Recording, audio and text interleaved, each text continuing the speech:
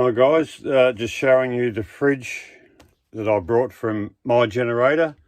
Went from a 3-way, which didn't work that well in the heat, to a 12-volt compressor fridge.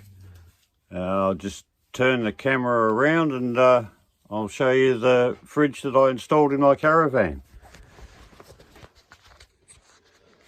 Hopefully you can see that. It's a Dometic 140 litre. I better move my thumb out the way. All wired up. Oh, hang on, turn the power on.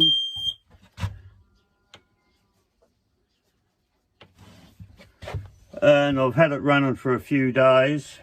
Works very well.